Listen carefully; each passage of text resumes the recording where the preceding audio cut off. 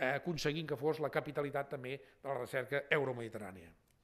I així mateix també es preveu incorporar en la internacionalització de RDI les funcions que fan els 35 centres del govern al món, de l'antic COPCA, ara Acció, que promoguin, com ja estan fent, plataformes d'aterratge empresarial, però també que aquestes delegacions treballin, com no havien fet fins ara, al servei de les aliances científico-tecnològiques a escala mundial. I això ho saben alguns rectors i rectores que hem incorporat en els últims viatges i missions, barrejant precisament el món de la universitat, el món de la recerca i el món de l'empresa. El setè objectiu és la millora de la governança del sistema de recerca i innovació.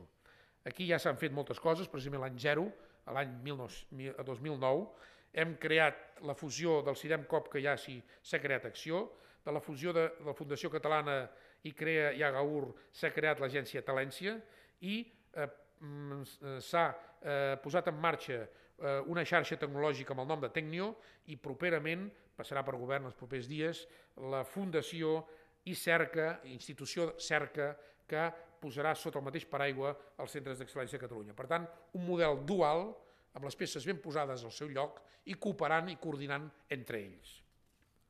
També, òbviament, s'ha creat el Consell Català de Recerca i Innovació per assessorar i s'ha posat en marxa l'Oficina de Coordinació Recerca i Innovació que està al servei del govern, de la presidència, sabent també que això a vegades potser no se sap prou, que el pacte ens obligava, el pla ho diu, que el govern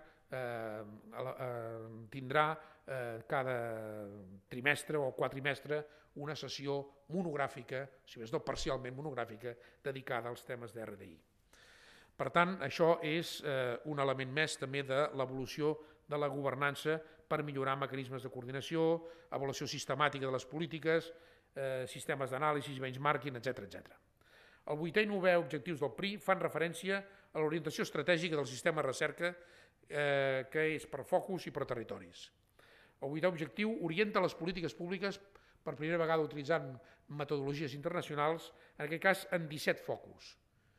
Es va agafar els 120 tendències de l'OCDE, es va fer una tria amb experts i amb gent del país i d'aquí van sortir, alguns són matxembrats, alguns són acumulats, però 17 grans focus, dels quals en algun cas s'haurà d'entrar en detall perquè hem d'afinar una mica més. No posarem aquí llistar perquè els tenen vostès a la xarxa, però tenen 3 grans grups aquests focus.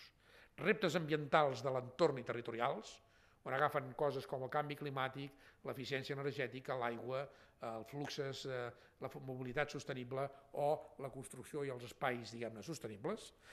Reptes per persones i la societat, on hi entra la salut, l'alimentació, on hi entra la cohesió social, la complexitat i la cohesió social, on hi entra la formació al llarg de la vida, o el que en diuen alguns indústria de les emocions, que dit en altres paraules és el turisme i el lleure, on també s'ha d'innovar i es pot innovar, etc.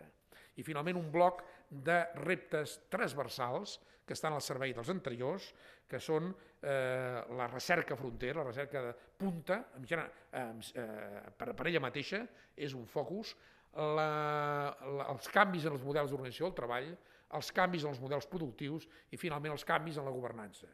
Per tant, això han de canviar, s'ha de posar innovació en els 4 camps. Això són els focus. 17 focus indispensables per la confluència de ciències, tecnologies i sectors productius. Per impulsar aquests focus, primer de tot s'impliquen tots els departaments. Es fomenten comunitats de coneixement i innovació. S'alineen les diferents polítiques del PRI amb els focus. Es prioritza l'actuació sobre 17 focus de manera asimètrica. No tots estan al mateix moment ni s'han d'ajudar de la mateixa manera. Podríem dir, com es diu a l'escola primària, s'ha d'ajudar a progressar adequadament cadascun dels focus a partir d'allà on està, o subfocus. Es crea un fons interdepartamental dotat amb 225 milions d'euros per al període 2011-2013 per estirar aquests focus endavant. I finalment ens posem com a objectiu una mica més avançat per l'objectiu que ha marcat la Unió Europea pel 2020. Nosaltres el posem pel 2013, ja, que és que el 30% dels diners destinats a despesa siguin focalitzats, orientats a grans reptes socials determinats, òbviament, a partir del consens polític. Un altre element rellevant de l'orientació estratègica del PRI és l'objectiu de garantir que els diferents entorns i territoris de Catalunya puguin desenvolupar, a partir de la seva complexitat i la seva realitat, les seves capacitats. I, per tant, el pacte planteja també una sèrie de polítiques que el pla recull i es parla de regions del coneixement. La regió del coneixement ha d'anar associada com a mínim a una universitat. Apareixen unes 7 regions, evidentment 3 de metropolitanes que aglutinen les universitats a l'entorn barceloní i 4 territorials que estan liderades per les universitats territorials respectives. I aquí hi apareixen probablement el mapa, que encara és un mapa que haurà d'anar afinant en funció dels focus. Apareix un mapa, uns mapes que són la foto actual de la realitat, però aquesta realitat pot anar evolucionant a la mesura que els territoris vagin trobant la seva especialització. Si no l'han trobada, alguns ja la tenen clara, d'altres no la tenen tan clara, però és bo tendir cap a una certa especialització en excel·lència territorial. Per tant, regions del coneixement, ciutats i pols urbans innovadors i també, per què no deixar de banda, perquè així també ho va fer una aportació al Departament d'Agricultura, la innovació en el món rural. Finalment, el desè objectiu, òbviament, està destinat a mobilitzar recursos econòmics per la recerca i el desenvolupament i que té 4 fronts. En primer lloc, el PRI preveu l'increment de la despesa en els termes i criteris que estableix el pacte, que impliquen increments del 15-20% anuals en els propers anys. En total, la despesa prevista en el PRI per la Generalitat 2010-2013, 5.308 milions d'euros, una quantitat molt superior a la del PRI 2005-2008, que va significar l'increment significatiu per part de la Generalitat. D'aquests milions d'euros, és rellevant destacar que 2.209 milions d'euros corresponen a la massa salarial dedicada a la recerca del personal universitari i del personal del sistema de salut, calculat segons els criteris de referència europeus. Aquest bloc de despesa representarà el 2013 el 41% del total, mentre que el 2008 representava el 46% del total i el 2005 representava el 70% del total. Això és una evolució. Això implica que cada vegada té més pes la part finalista, destinada a actuacions i a fer polítiques actives en recerca i innovació. A part de l'augment de la despesa de la Generalitat, el PRI contempla un ampli ventall d'actuacions adreçats a mobilització d'altres recursos. Evidentment, l'Estat.